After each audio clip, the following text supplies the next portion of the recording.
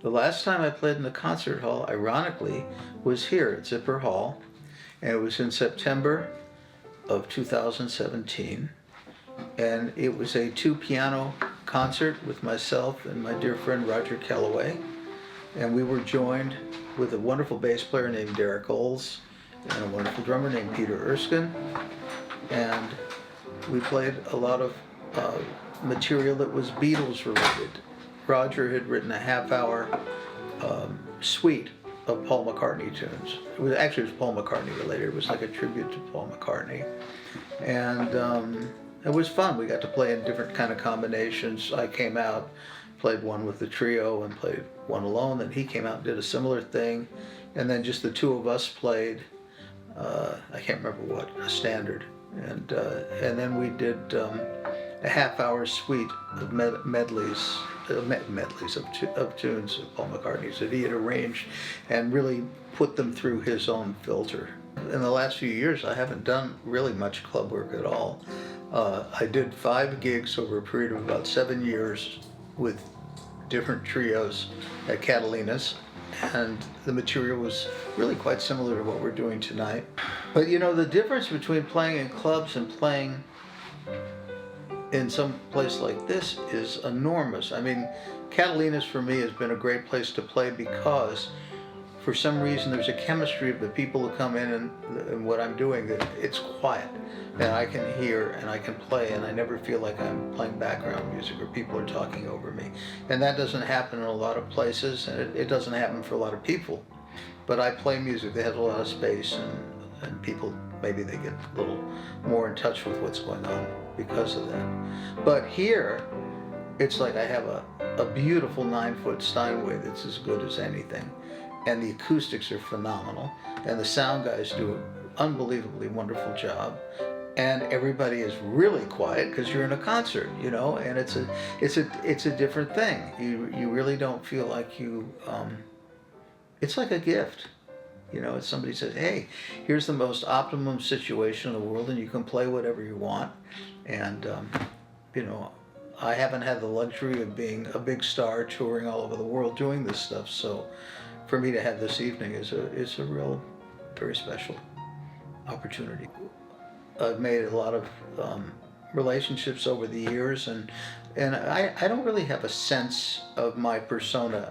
I guess I'm sort of getting it, but it's sort of like I don't really believe it. I have to pinch myself to say, you know, well, maybe I've accumulated something that's worthwhile over the years. But I think I really sense it when I joined Facebook, and all of a sudden I'm getting all of these requests from all over the world, and I'm not a performing musician all over the world. And in studio work, so much of the work is uncredited, and so I didn't have any sense that I had a public persona, whatever, that would really mean anything. And I started to find out that for some reason it wasn't the case, that there was a whole lot of people knowing various things about me in my music life.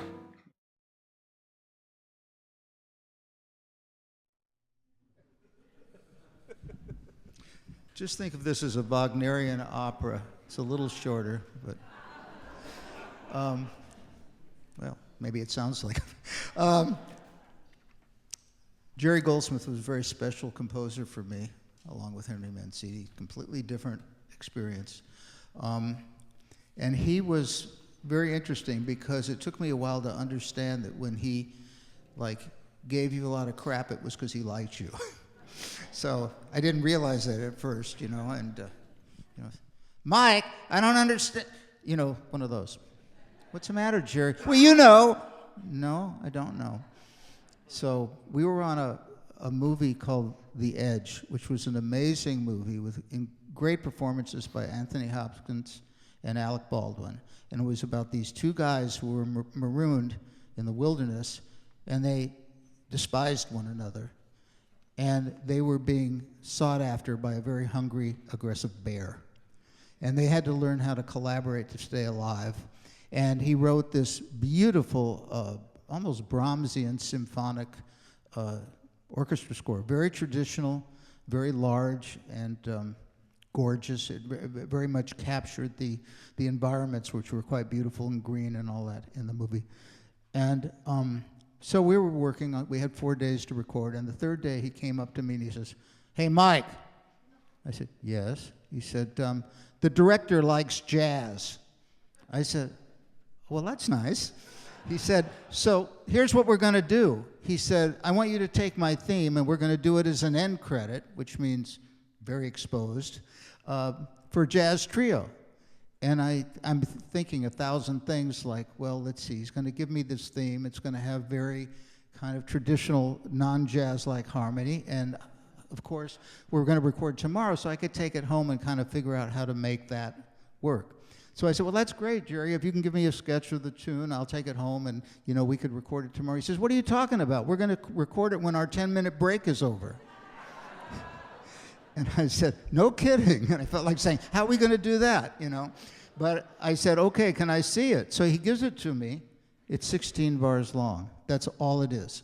And it's very beautiful, which you'll hear. And I'm thinking, well, how do I do this? And I had this idea, well, if I go to a B section and build tension with a dominant chord and make it free, then somehow we'll survive. So we recorded it, and I wasn't happy at all. I hated it. But I found out years ago that it came out on an album because somebody called me to tell me how special it was. And, listening to it 5 years later, it seemed pretty good. So we're going to play it.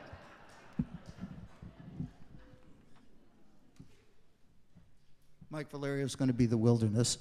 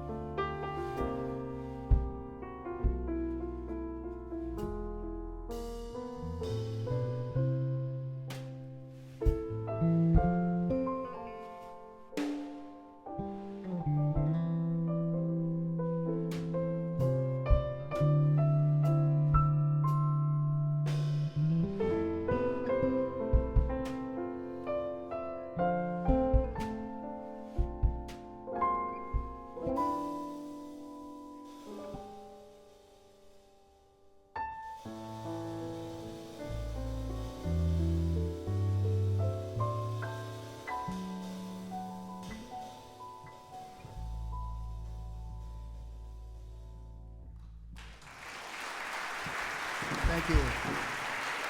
Thank you. Jerry Goldsmith, The Edge, with the bear.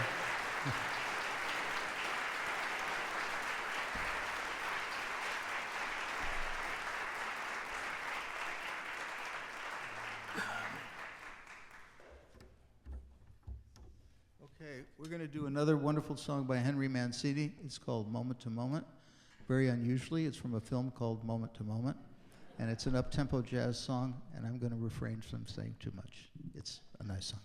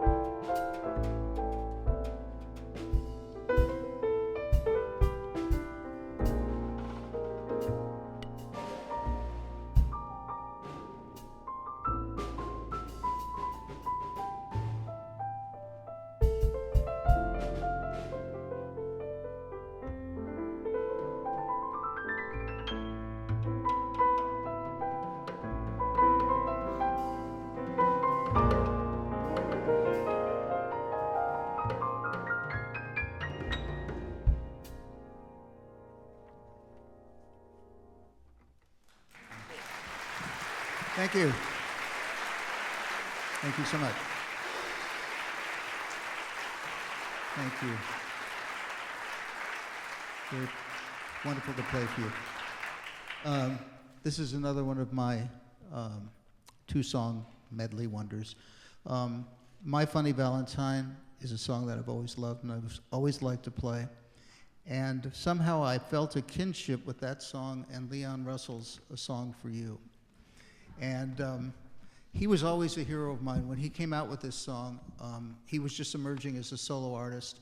And I never got to meet him, even though he was working in the studios doing, a lot of session work when I was just starting, but he was kind of phasing out.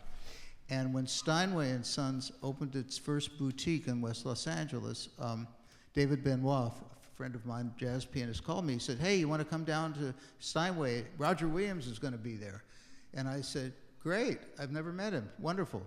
So I met Roger Williams, and that was wonderful. But Leon Russell and Elton John were cooking up a tour together because Elton John wanted to revitalize Leon's performing career. He had loved him so much. And they were having a meeting near Steinway, and someone came up to Leon and said, "Hey, Leon, there's this thing going on at Steinway. They have a new store." So he came over, and, there's like, God, I don't know, 70 or 80 people there, all people who were either professional musicians or they had stores or they were technicians. And so he came in and everybody went nuts, and he sat down and he played and sang. And so I said to David Benoit, I said, I really have to meet Leon Russell. I've never met him. I have all these records of his and I'm such a fan. And he said, okay. So he introduced me to him, and I was immediately very shy. I didn't know what to say. And you look up at him, he looks sort of like a cross between Jesus Christ and Santa Claus. You just don't know what to do. So I said, "It's so great to meet you." I said, you were kind of leaving the studio world when I was coming in, and I never got to work with you or everything." And I'm babbling and kind of going this way. And he said, what did he say? "What do you play?" That's what he said. And I'm thinking, well, we're in a piano store, but that wasn't so difficult. But I said, "I play piano." And he said, "Well, play for me." Now, keep in mind, 50 people were eavesdropping on this conversation. Everybody's watching because it's him. So I thought about this medley, and I didn't have the guts to play A Song for You for Leon Russell. But I did muster up My Funny Valentine, and he was very nice, and he said, "Where'd you get all those crazy chords from?" And I said, "Well, three chords are enough for a good song, but I like to have a few extra ones, And it was wonderful, so I will play it for you.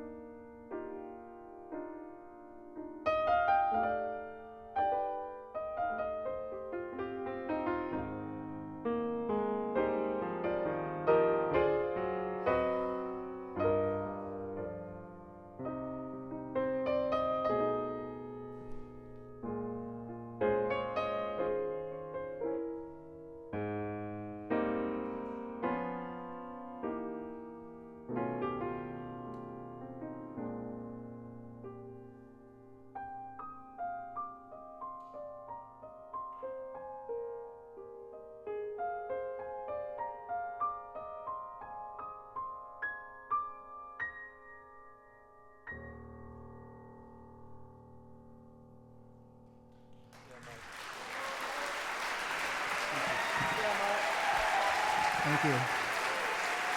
Thank you. Wow. Thank you. Thank you so much. Thank you. It's, you know, I can't see all of you, but I see so many friends. It's kind of like I'm at This Is Your Life, you know, and people, I don't know if I owe anybody any money, but it feels real good.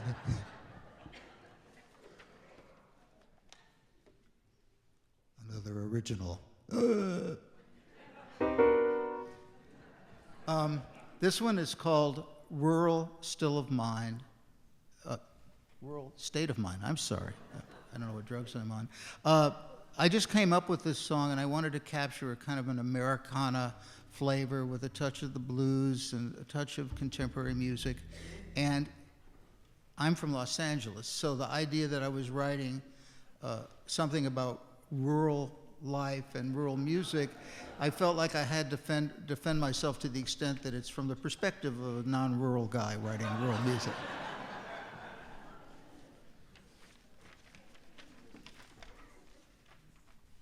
I just make these words up just like the music, you know, it's all improvised.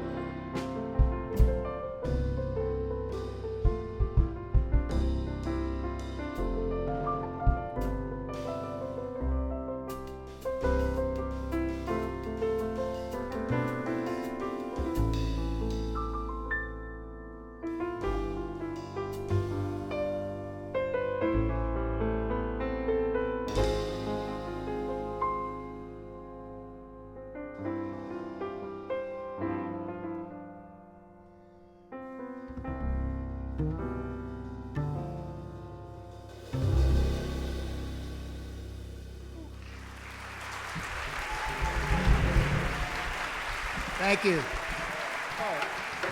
Seventh inning stretch. Where are we? Oh my God. Oh. I don't have to play now. I have to talk. It's really rough. I can't tell you what an honor this has been for me. And I've been a junkie for contemporary classical music forever. I studied with Leonard Stein when I was a kid, and then saw him go through all of the things that he did with the Encounter series and forming PianoSpheres. And I've been, at as many concerts as I could attend. And at some point, I assumed to be on the board of directors, and I had a lot of challenges and fun with that. And now I'm in a different position because I'm on the advisory board, and that's really good because nobody asked for advice, so it's okay. But seriously, getting to know and have such a wonderful camaraderie with Heidi Laserman, who's the executive director, and Kathy Uniacke, who's retiring now, but she's been the artistic director. It's just, I can't tell you, the whole experience of putting this together and publicizing it and trying to figure out what to play and what to wear and, the important stuff, it's just been transcendental for me. So I would like to introduce the founding pianist, the current major pianist. I don't know who's here, but I'm going to ask you all to stand. Is Gloria Chang here? Please stand. Don't sit, no, stand.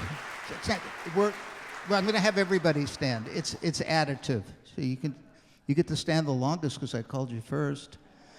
Vicki Ray, please stand. Mark Robeson. All right. Is Susan Sverchik here tonight? Okay. Now I'd like to ask Kathy Uniacke. Where are you, Kathy? Are you here? You got a box. Wow. All right. Hey, Bob. Okay. Heidi Laserman, where art thou? Yeah, okay. And now I would like to ask everybody else, because I don't know all of you. I know Mary Hannon is probably here. Everybody who's associated with PianoSpheres, please stand up. And I'd love you to give them all a round of applause. 25 years. Fantastic.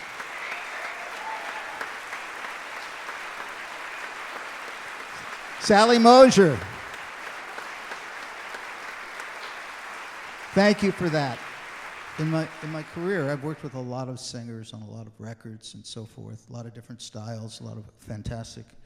And I want to introduce you to a singer she made her debut as a percussionist, but we're giving her an upgrade. And she's near and dear to me. I wrote that down. And this will represent a more jazz and blues part of my musical conversation. This was dictated to me. I mean, what could I do? Deborah Pearl.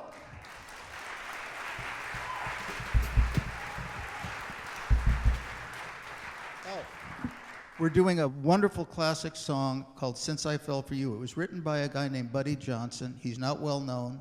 He's an African-American band leader who did this original recording with his sister in 1945. It was kind of how can I put it? It wasn't a band that had as much personality as Duke Ellington, but it was kind of like a band that swung and that felt really, really natural, and it was really street-like, but it was 1945.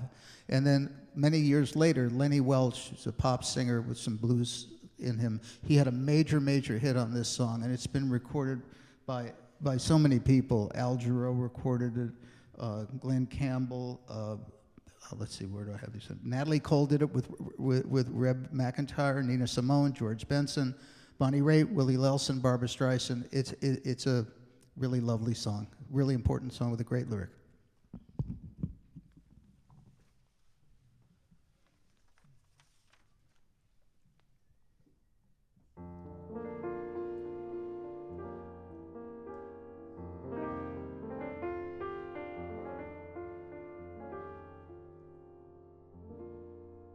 If you just give love and never get a love, you better let love depart. I know it's so,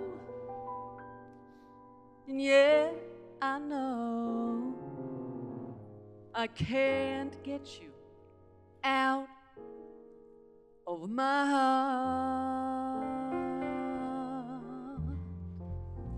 You made me leave my happy home. You took my love and now you're gone. Since I fell for you,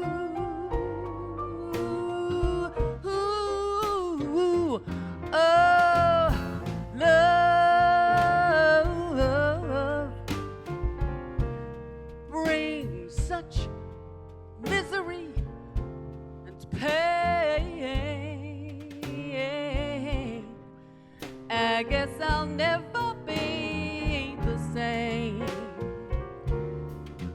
No, not since I fell for you.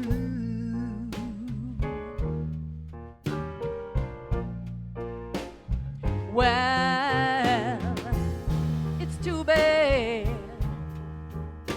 and it's too sad, but I'm in love with you. First you love me, oh, then you snub me. Well, what can I do? I'm still in love with you. Well, I guess I'll never see the light. And I get those blues most every night since I fell for you. Playing my line.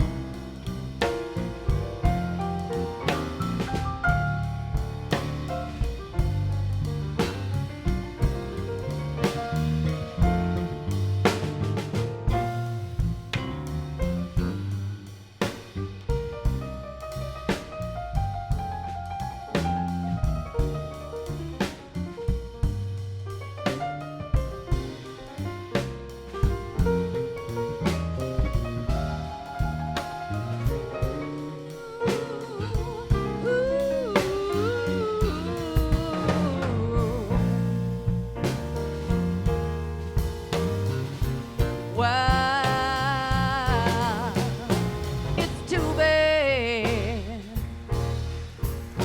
and it's too sad, but I'm in love with you.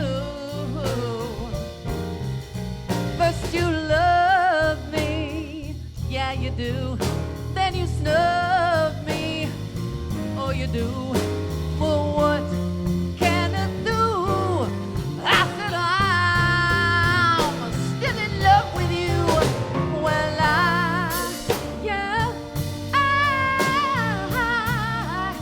guess I'll never see the light. I get those blues most every night.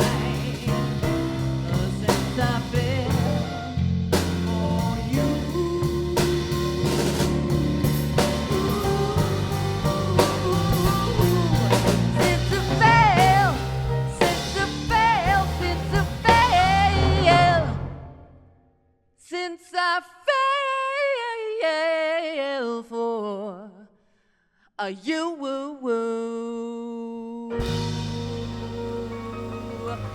Ooh,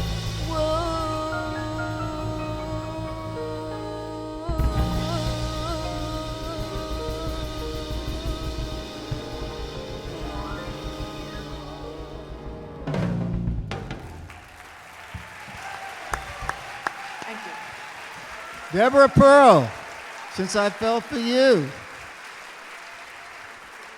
Beautiful, beautiful. Okay, I can't play after that. I got nothing left.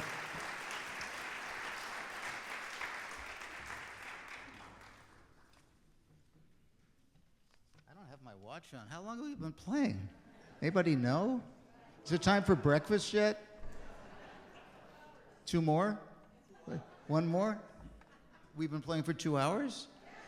Anybody need to go to the bathroom?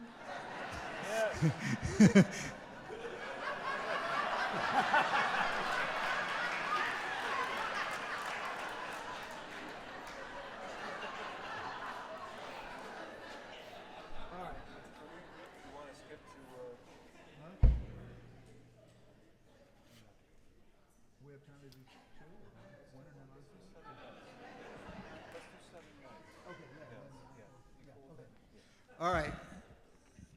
Anybody know who William Grant still is?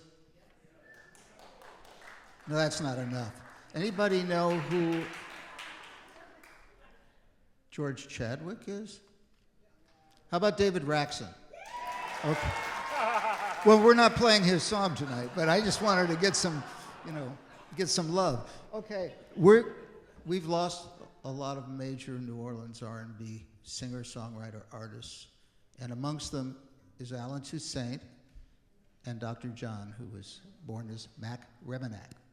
And I'll tell you a quick story about Dr. John. I got to work with him on 3 different sessions. We did a Brooke Benton session with strings, which was very beautiful. And I didn't really know too much about him, except I knew he played piano, and I knew he used to play guitar, but he cut his finger off or something. But I didn't know him as an organist, and I was hired to play piano, and he played Hammond B3, and it was extraordinary. But the second time I worked with him was a very funny story. There was a musician named Harold Batiste, who was an amazing sax player and arranger, and he was from New Orleans. He moved out here, and he did a lot of record production, songwriting, and all of that. And he was Sonny and Cher's music director for their television show, and he really kind of was their silent producer, and he was a brilliant, brilliant musician. And he called me to do this record date at Gold Star, which was a very famous studio in the old days for doing hit records. And it was a rock and roll record. And I wasn't called to do any of the rock and roll work, but this was one of those albums where they had this song that they would end an album with that was like the art song, And so I was called for that. So I got there, and it's a string quartet, and it's an oboe, and I'm playing harpsichord, and there's a Wurlitzer electric piano, and nobody's playing it. And so we're rehearsing it, and it was very kind of pseudo-Baroque art song, whatever you want to call it. It was actually nice, but it was that. And so I didn't know who was going to play, and Dr. John came in, and that was the second time I'd worked with him, and he kind of remembered me. He said, "Oh, I remember you Brooke Benton, right?" I said, "Yeah." He said, "What is this shit?" That was like, what kind of music are we doing, right? And I said, well, it's kind of a classical piece, and I have a written harpsichord part, and there's like strings and an oboe. And I said, but you have chord symbols. I'm sure Harold just wants you to play, And he looks at me, and he says, just point to me when we get to the fade, and I will emulate the entire Gil Evans orchestra. Well, he didn't do that, but I pointed to him, and he played some absolutely magical stuff. And he did a wonderful recording of Come Rain or Come Shine. So we're doing that, and we're preceding it with Alan Toussaint's beautiful song, Southern Nights. Everybody knows the Glenn Campbell version, which is very upbeat and dancey. And Alan wrote the song to talk about Southern Nights with all the mystery and the swamp and the voodoo and all this stuff. And it's very, very kind of beautiful in the slower tempo. And he also had this incredible idea to record his vocal track through a Leslie speaker, which is what is used with a Hammond B3 organ to do choral and vibrato effects. And it had this amazing kind of otherworldly. It's a beautiful, beautiful record. Look for Alan Toussaint's own recording of Southern Nights.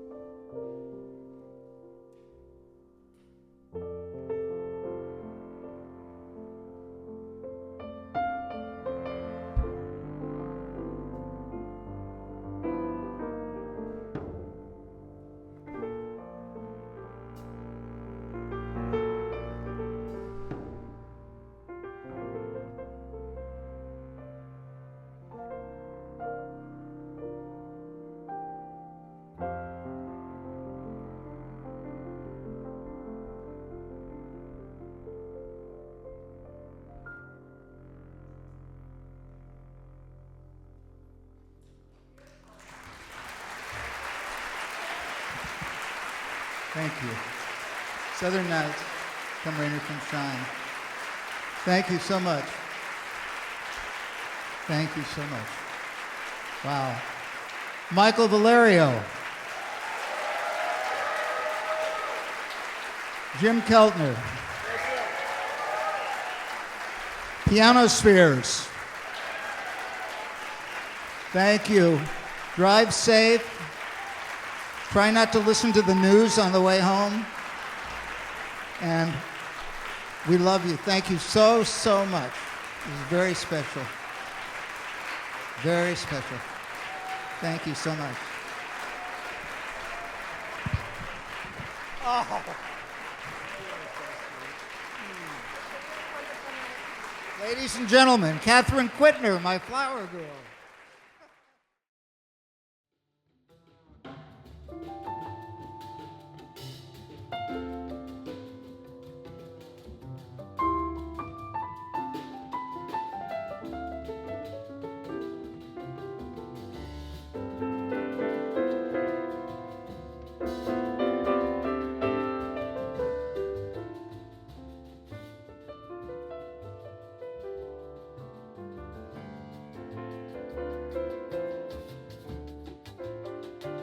Mike has been a really dear friend of mine for decades. He's been a huge supporter of mine and of this piano series, PianoSpheres. He's at every concert. He has an insatiable curiosity about music. He lives for it, and tonight's concert was just spectacular, transcendent, unforgettable. I would just want to talk about the great Mike Lang, who's been my mentor since I was 15 years old. My father was working on the Glenn Campbell show, and I got to sit next to Mike, and he taught me my first Hammond organ licks and my first jazz licks, and everything I know, I owe pretty much to Mike Lang. After 2.5 hours of hearing the man play, what a genius. I've known Mike for 45 years, worked with him all that time, and never quite until tonight totally got who he is musically. Opportunity to really take him in. I'm so grateful. What a beautiful night this was to hear Mike Lang and see him again and performing a couple beautiful pieces from the album we did so many years ago, the tribute to Henry Mancini. So Mike Lang does Wine and Roses and Moment to Moment and so many other beautiful classics. I mean, this was a magical night. Revisiting so many memories of pieces that he's played throughout his life and with composers he worked with. Really, really beautiful and a great celebration of kind of what we all do. And in this case, of course, particularly Mike's incredible life in music in Los Angeles.